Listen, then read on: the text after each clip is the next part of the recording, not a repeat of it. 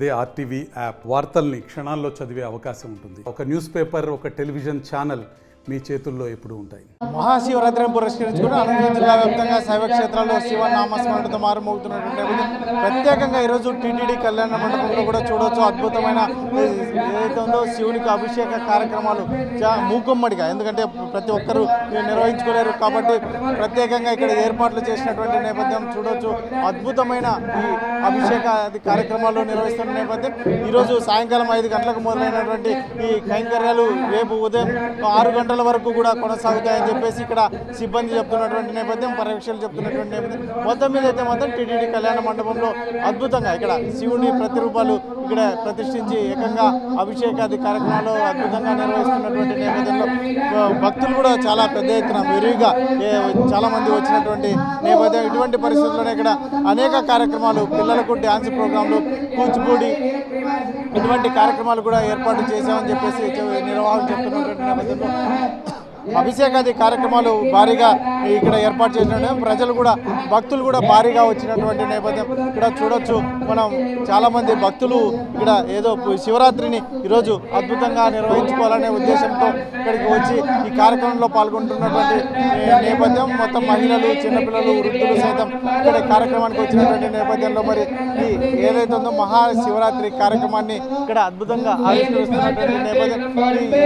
ఉదయం తెల్లవారుజాము నుంచి ఉమ్మడి అనంతపురం జిల్లా వ్యాప్తంగా భారీ ఎత్తున ఈ శైవ క్షేత్రాల్లో శివనామస్మరణతో మారుమోగుతున్నటువంటి నేపథ్యంలో ఇక్కడ పిల్లలు కూడా భారీ ఎత్తున ఇక్కడ ఏదైతే ఉందో అలంకరించుకొని కార్యక్రమాలు, ముఖ్యంగా ఇక్కడ ఏదైతే ఉందో కూచిపూడి ఇటువంటి కార్యక్రమాలు మన సంస్కృతి సంప్రదాయాలకు సంబంధించి కార్యక్రమాలు పాల్గొనడానికి, డ్యాన్స్ కార్యక్రమాల్లో పాల్గొనడానికి కూడా ఇక్కడ భారీగా ఏర్పాటు చేసినటువంటి నేపథ్యం. ఇటువంటి పరిస్థితుల్లోనే ఈ ఏదైతే ఉందో ఈ కార్యక్రమాలు ఈ రోజు సాయంకాలం మొదలై రేపు ఉదయం వరకు కూడా కొనసాగుతాయని చెప్పేసి ఇక్కడ నిర్వాహకులు చెప్తున్నటువంటి నేపథ్యంలో మరి ఇక్కడ చిన్నారులు సైతం చాలా అలంకరించుకుని కానీ ఇక్కడ వచ్చినటువంటి నేపథ్యం చూడవచ్చు. అద్భుతంగా ఇప్పటి వరకు అనేక డ్యాన్స్ ప్రోగ్రాంలు జరిగాయి, ఇంకా ముందు కూడా రాత్రి కూడా కొనసాగుతాయి అని చెప్పి చెప్తున్నటువంటి నేపథ్యం.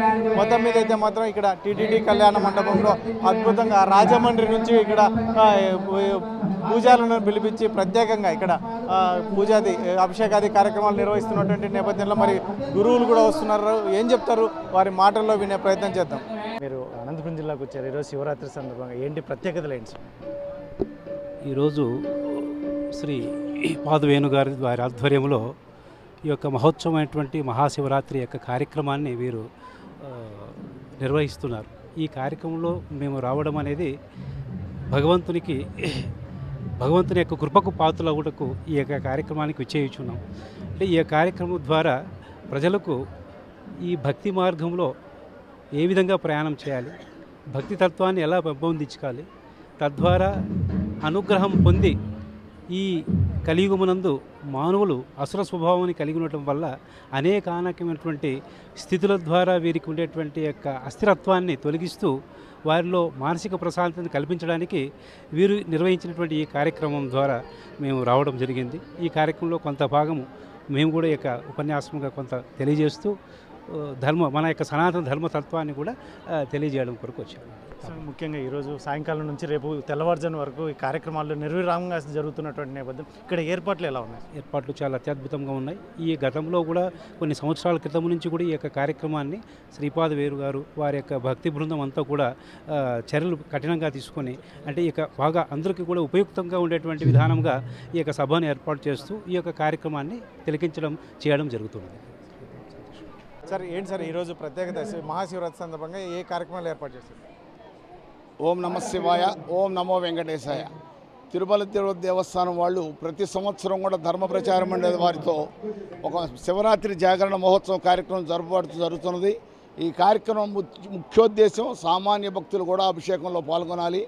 ఇది రాజమండ్రి నుంచి వేద పండితులు పిలిపించి మహాన్యాసక ఏకరుద్రాభిషేకం అనగానే అసలు మహాన్యాసం మన బాడీలో ప్రతి పార్టు ప్రక్షాళన చేసుకుంటూ శుభ్రం చేసుకుంటూ అభిషేకంలో అందరూ పాల్గొనేటట్టు చేయడమే ఈ కార్యక్రమం ప్రత్యేకత.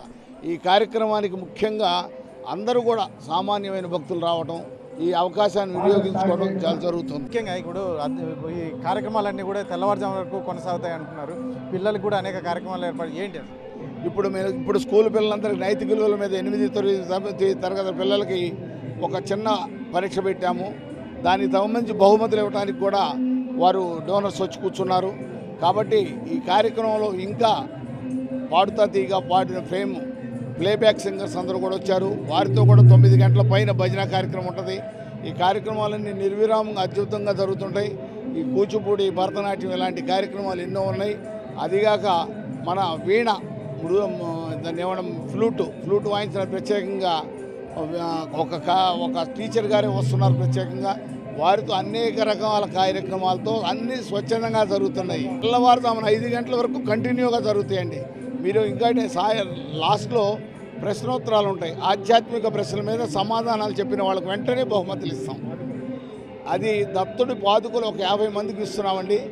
దత్తుడి పాదుకలు ఇవ్వడానికి ముఖ్యోద్దేశము ఎవరన్నా చిన్న లోపము పొరపాట్లు ఏమన్నా మీ కర్మ దిగాలంటే మేడి చెట్టుకు ప్రదక్షిణ చేయండి అంటారు. అటువంటి దత్తుడి దానికే మనం పాదుకులే ఆ మేడి చెట్టుతో తయారు దత్త పాదుకులే మన ఇంటికి వస్తుంటే ఇంకే భాగ్యం. ఈ సంవత్సరం 50 మంది వరకు ఇవ్వగలుగుతున్నాము. వచ్చే సంవత్సరం మరింత మందికి ఇచ్చే ఆలోచన చేస్తాము. ఓం నమో వెంకటేశాయ, ఓం నమ శివాయ.